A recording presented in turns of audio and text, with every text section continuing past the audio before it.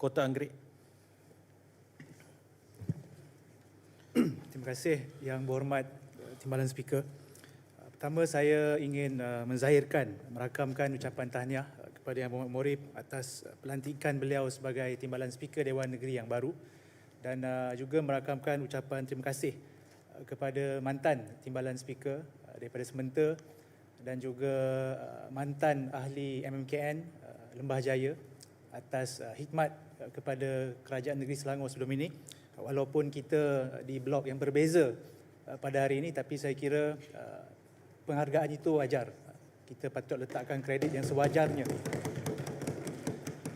Saya juga ingin rakamkan ucapan tahniah dan terima kasih kepada semua barisan frontliners, baik di negeri Selangor dan juga di seluruh negara, juga kepada para pejabat awam, khususnya kalau di dalam kawasan saya ini, penghargaan khusus kepada Majlis Bandaraya Shah Alam atas komitmen dan kerjasama yang baik di sepanjang pelaksanaan Perintah Kawalan Pergerakan yang masih kita jalani pada hari ini. Saya juga ingin mengucapkan tahniah sekali lagi kepada Kerajaan Negeri kerana hari ini telah menyatakan pendirian dan juga keputusan yang cukup signifikan untuk mengharamkan minum arak dan hisap rokok di kawasan awam, di taman-taman awam. Jadi walaupun kerajaan PH ni tidak dilihat, kononnya orang kata dia PH, bukan kerajaan Melayu Islam, tapi kita tak perlu dengan retorik. Kita ambil pendekatan melaksanakan. Jadi inilah resepi kejayaan negeri Selangor. Kita melaksanakan kata-kata. Perjuangan itu adalah pelaksanaan kata-kata, bukan sekadar retorik, bukan sekadar menjual dalil-dalil Al-Quran, tapi kita laksanakan. Bila ada kuasa ni kita buat. Jadi insya-Allah saya jangkakan ini adalah satu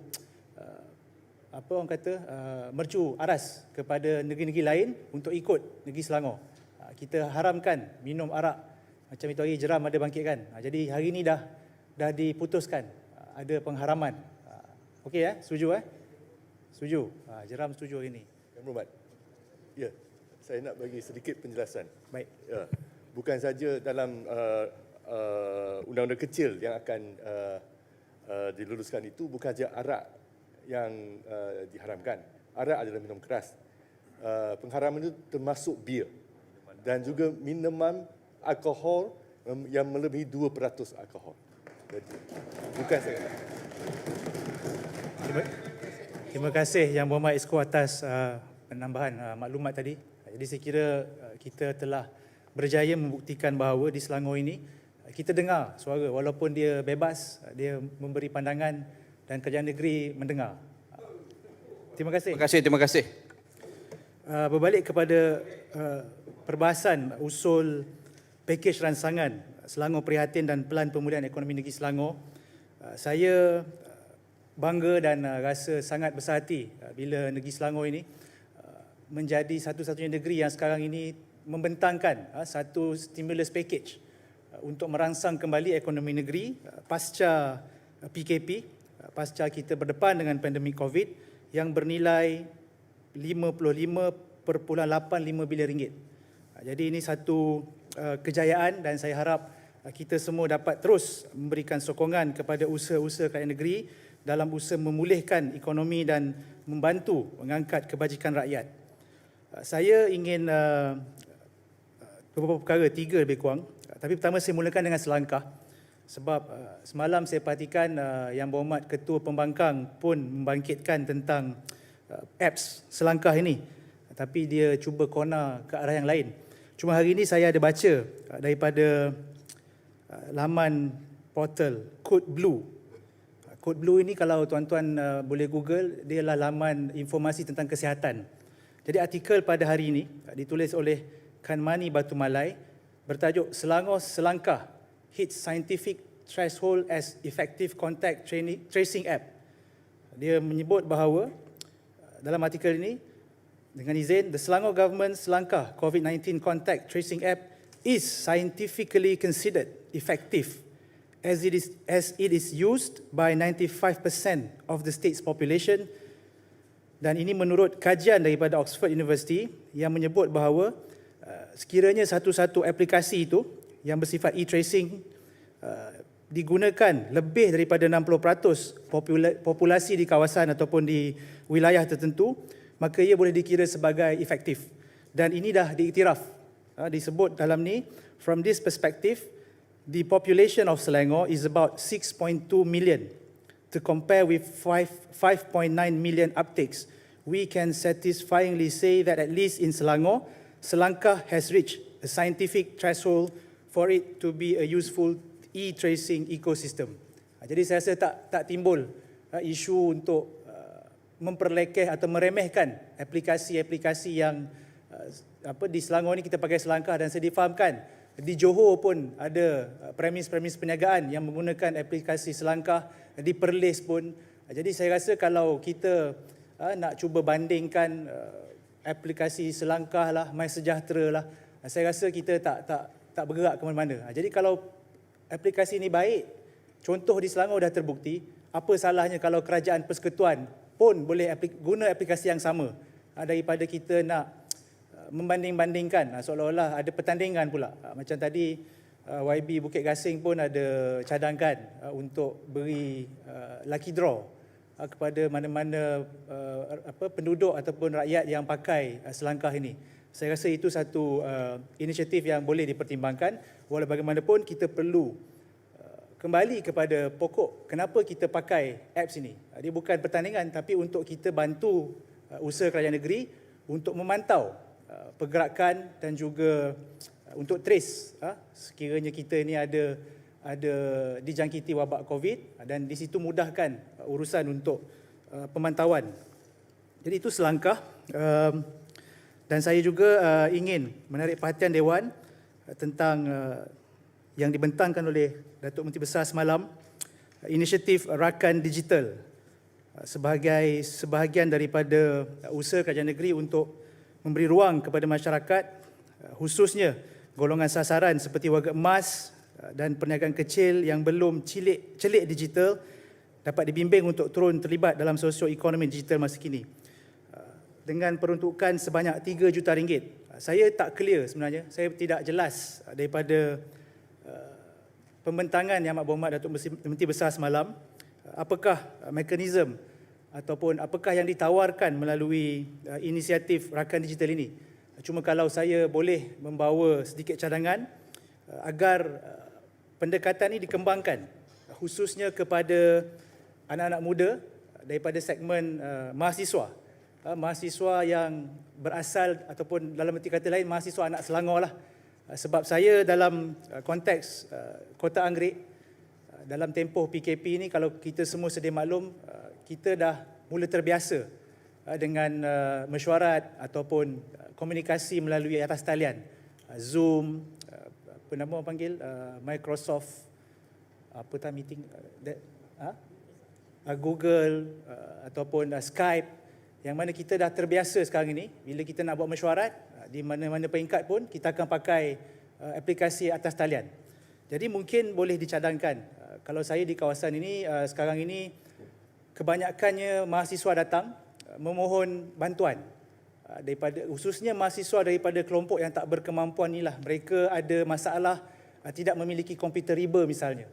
Jadi kita mungkin boleh fikirkan satu kebijakan untuk bantu mereka, sebab sekarang ini dalam konteks pendidikan pengajian tinggi pun dah pakai orang panggil apa, online distancing learning, ODL. Dia pembelajaran atas talian. Mungkin kalau kita belajar tinggal di Shah Alam, tapi universitinya di Kelantan katakan, dia masih lagi boleh dengar kuliah pensyarah melalui atas talian. Dan di peringkat negeri Selangor ni, saya rasa kita masih belum melihat kepada prospek-prospek ini.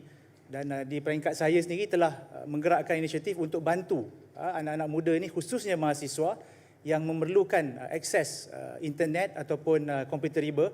Kita bagi bantuan untuk mereka beli komputer riba. Kalau yang betul-betul tidak mampu itu, kita beri sumbangan komputer riba. Jadi sambutannya cukup baik di kalangan mahasiswa ini. Dan sebahagian daripada itu saya ambil inisiatif untuk memberikan data internet percuma.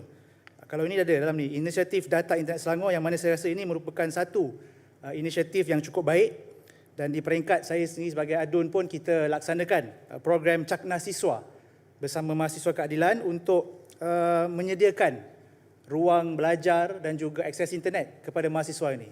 Maksudnya kalau dia ada keperluan untuk buat assignment ataupun untuk mengikuti kuliah, dia boleh datang ke pejabat khidmat, kita beri satu ruang, kita bagi dia akses wifi dan dia boleh buat assignment dia. Dia boleh hadir kuliah dia.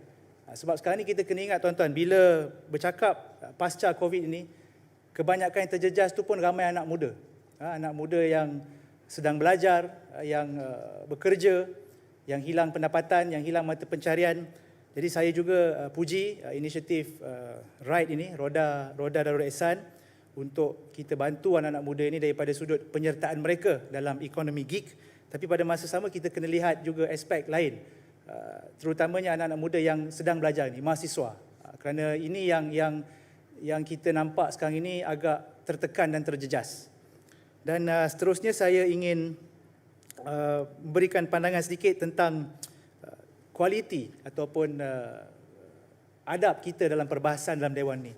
Saya sebagai anak muda, semalam saya ingat kita semua lihat bagaimana sidang parlimen yang dikemudi oleh speaker baru ni begitu cacah merbah. Dia boleh kata orang itu gelap, kan? Tak nampak, tapi tidak ada sebarang teguran. Tapi hari ini saya difahamkan dia dah minta maaf yang baling. Cuma kita di Dewan Negeri Selangor ni kita kena pastikan kualiti perbahasan kita itu, macam semalam saya pun boleh tegur Jeram jugalah. Jeram pun minta izin lalu. Okey. Jadi di Silakan. kesempatan ni saya juga ingin minta maaf lah kepada Yang Berhormat Suku Batu 3. Terima kasih Jeram. Ini namanya jiwa besar. Saya ingat inilah dia semangat dan juga kualiti yang sewajarnya kita pamerkan kepada rakyat. Sebab kalau kita lihat di dalam Dewan ini, kita satu-satunya negeri yang memancarkan sidang Dewan ini secara langsung. Jadi kalau kita tunjukkan kepada orang di luar sana kualiti kita yang di tahap macam parlimen tu, malulah. Kan? Macam semalam saya agak terkilan. Saya lihat ahli parlimen MUA, dia bangun, dia nak berbahas. Tapi ahli parlimen yang all citizen ni dia dah macam budak-budak perangai. Dia memperlekehkan, meremehkan, menghina. Jadi saya rasa ini satu mohon ruang Kota Anggerik. Tadi Kota Anggerik ada sebut berkenaan bagaimana keperluan untuk menangani permasalahan oleh golongan anak muda, terutamanya mahasiswa. Lalu apa pendapat Kota Anggerik kalau ada kategori yang lain yang umpamanya bukan sekadar mahasiswa perkalangan muda, golongan mahasiswa umpamanya, pelajar-pelajar yang dah veteran lah yang belajar di universiti. Apa pendapat Kota Anggerik? baik, terima kasih Yang Berhormat Taman Medan. Saya menyokong penuh. Maksudnya pembelajaran ni, ilmu ni sebagai satu proses yang berterusan. Dia bukan hanya mahasiswa, tapi mahasiswa pun ada yang minat belajar. Jadi mungkin boleh difikirkan, tapi berdasarkan keperluan dan tuntutan lah. Saya ingat keutamaan itu perlu ada, sebab kadang-kadang yang mahasiswa ni dia dah ada kerja, dia dah ada pekerjaan, dia dah ada pendapatan, dan dia mungkin dari satu segi mampu untuk mendapatkan akses kepada maklumat, kepada data. Tetapi boleh dipertimbangkan, mungkin boleh dibawa dalam ucapan saya juga untuk pertimbangan pihak kerajaan negeri. Sekurang-kurangnya berikan satu inisiatif lah untuk mereka yang berminat melanjutkan pelajaran di peringkat yang lebih tinggi. Kalau sebelum ni ada insentif My Brain di peringkat persekutuan, tapi saya rasa dah tiada. Dan saya suka untuk menimbulkan sikit. Sila ringkaskan. Okey, sikit. Satu lagi untuk perhatian Exco Belia dan Sukan. Apakah status diploma pembangunan belia yang sebelum ini kita jadikan sebagai satu polisi kerajaan negeri untuk memberikan ruang dan peluang kepada anak-anak muda kita melanjutkan pengajian. Dan saya tak pasti ataupun mungkin ada lagi, mungkin tak ada lagi program tersebut. Apakah status program diploma pembangunan belia yang kita jalankan dengan kerjasama daripada UPM sebelum ini? Jadi daripada saya setakat itu, terima kasih banyak saya ucapkan kepada semua dan insya-Allah kita sama-sama pastikan kita terus kekalkan kualiti perbahasan yang baik dan tunjukkan kepada rakyat bahawa Dewan Yang Mulia ini adalah dewan di mana kita bincang untuk angkat kebajikan dan juga martabat rakyat negeri Selangor. Terima kasih, saya menyokong usul ini.